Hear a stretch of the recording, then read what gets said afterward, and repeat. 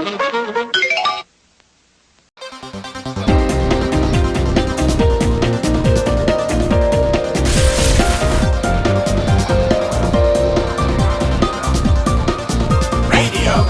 Flashback.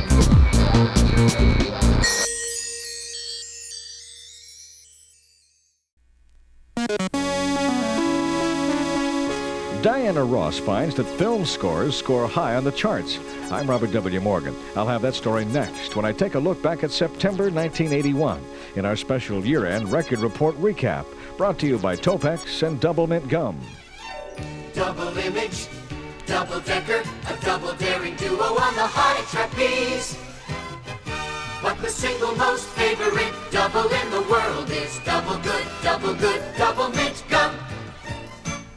Double your pleasure with Doublemint Gum. Double good, double fresh, double delicious. Oh, the single most favorite double in the world is double good, Doublemint Gum. It's the single most favorite double.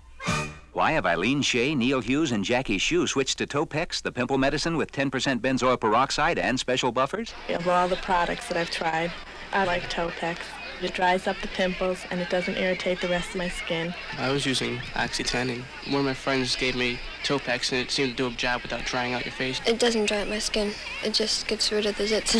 Switch to Topex, buffered to dry up pimples without over-drying your skin. I would definitely strongly recommend Topex. Diana Ross is finding that films score high on the charts. Diana's duet single with Lionel Richie, Endless Love, reached #1. It's Diana's 6th #1 single, the most by any female singer in chart history. It's also her second film theme song that's reached the top. The first was a theme from Mahogany. Endless Love is also the 47th #1 single for the Motown family of record labels, and counting Diana's 12 #1s with the Supremes, Diana's accounted for 18 of Motown's 47 biggest hits. The group America decided to turn the tables on the turntables. The group chose to tour this summer before releasing their next album. The group is made up of Jerry Beckley and Dewey Bunnell. The other original member, Dan Peek, left a year ago. Now, after touring this summer, Jerry and Dewey are recording their new album, which is due later this year. Jerry says, quote, "We make an honest album, one that reflects our areas of interest at the time. We're not dealing with causes or issues, although considering the impact of James Watt, that might not be a bad idea." Van Halen has been earning some heavy metal with its heavy metal. The heavy metal band's latest album, Fair Warning, was certified gold, following their first 2 albums, which were certified platinum. Van Halen lead singer David Lee Roth says the band's music is always changing, and he doesn't know what's next. It doesn't seem to get any better, and it doesn't seem to get any worse, but it sure gets different, you know?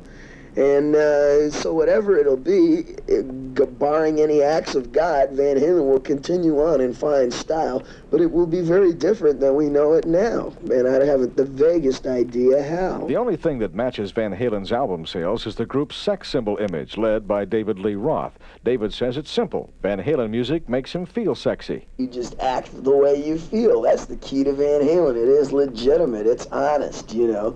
Look at it. If it's any consolation to you at all, or listeners at all, Dave is not this way because he's in a band. I got in the band because I'm this way.